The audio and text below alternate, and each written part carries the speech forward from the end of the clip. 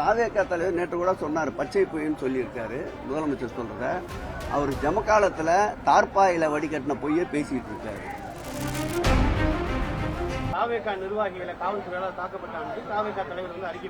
அது கடந்து சென்ற விவகாரம். அது உண்மை இருப்பின் நிச்சயமாக மாண்புமிகு முதல்வர் அவர்கள் இன்னார் இனியவர் என்று பார்க்க மாட்டார், உறுதியோடு நடவடிக்கை எடுப்பார். அது 2-3 காரணங்கள் சொல்லுகிறார்கள். ஒன்று சிலிண்டர் வெடித்தால் ஏற்பட்டது என்கிறார்கள், ஒரு சிலர் மின்கசிவால் ஏற்பட்டது என்கிறார்கள். புலன் விசாரணை இருக்கின்றது. விசாரணைக்கு குந்தகம் விளைவிக்கும் வகையில் இதுதான் என்று தற்போது கூறுகின்ற நிலை இல்லை. அதுதான் சொல்லிவிட்டேன். நடந்த உண்மை எதுவாக இருந்தாலும் நிச்சயமாக மாண்புமிகு முதல்வர் அவர்கள் அதன் மீது நடவடிக்கை எடுப்பார். காவல்துறை கொடுத்த விளக்கத்திலேயே ஒரு துணை ஆணையர் தலைமையில் விசாரணை மேற்கொள்ளப்படும் என்று அறிவித்திருக்கின்றார்கள். ஆகவே நிச்சயமாக அந்த மக்களுடைய இயல்பு வாழ்க்கைக்கு என்ன உதவி செய்ய முடியுமோ அதில் முழு கவனம் செலுத்தி வருகின்றோம். ஏற்கனவே அவருக்கு பச்சை பொய் எடப்பாடி என்று பெயர் சுட்டி விட்டோம். அவர் சொல்வதெல்லாம் வாயில் வந்ததை சொல்லுகிறார். என்னதான் நீதிமன்றத்துடைய உத்தரவு பிறப்பிக்கப்பட்டிருந்தாலும் அதற்கு அரசு போதிய அளவு ஒத்துழைப்பு தந்திருந்தால் தான் இந்த தீர்ப்பு கிடைத்திருக்கும். எஸ்ஐடி என்பது தமிழகத்துடைய கட்டுப்பாட்டிலே இருக்கின்ற காவல்துறை தான். எஸ்ஐடி என்பது தமிழக அரசினுடைய கட்டுப்பாட்டிலே இருக்கின்ற நுண்ணறிவு பிரிவு தான். இவர்கள் தான் இந்த வழக்கை முறையாக செலுத்தி முறையாக மேற்கொண்டு அரசு வழக்கறிஞரும் தமிழ்நாடு அரசினுடைய கட்டுப்பாட்டில் இருப்பவர்கள் தான்.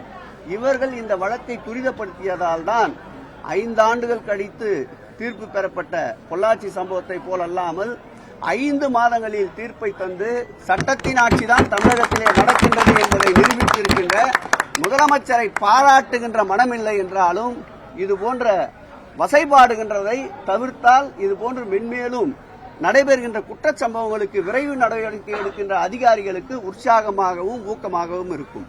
பாதிக்கப்பட்ட மாணவியோட எஃப்ஐஆர் வெளியே போனது காரணமே காவல்துறை தான். அந்த காவல்துறைக்கு எப்படி நீங்க பாராட்டலாம் சொல்லி தாவேக தலைவர் விமர்சனம் வச்சிருக்காரு. தாவேக தலைவர் நேற்று கூட சொன்னார், பச்சை பொய்ன்னு சொல்லியிருக்காரு முதலமைச்சர் சொல்றத.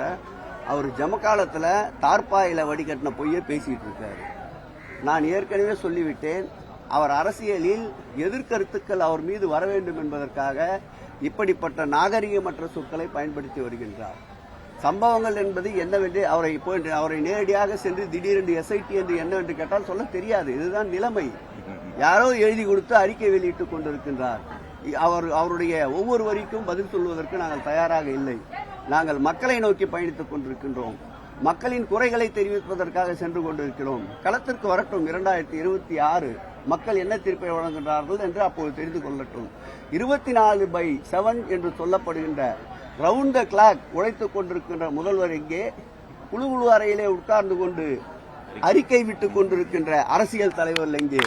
நாங்கள் மக்களோடு மக்களாக பயணித்துக் கொண்டிருக்கின்றோம். மக்களை நம்புகிறோம். மக்களோடு கூட்டணி வைத்திருக்கின்றோம். பிஜேபியின் பி டீம் போல் நாங்கள் செயல்படவில்லை. உறவுக்கு கை கொடுப்போம், உரிமைக்கு குரல் கொடுப்போம். இதுதான் திராவிட முன்னேற்ற கழகத்தின் தாரக மந்திரம்.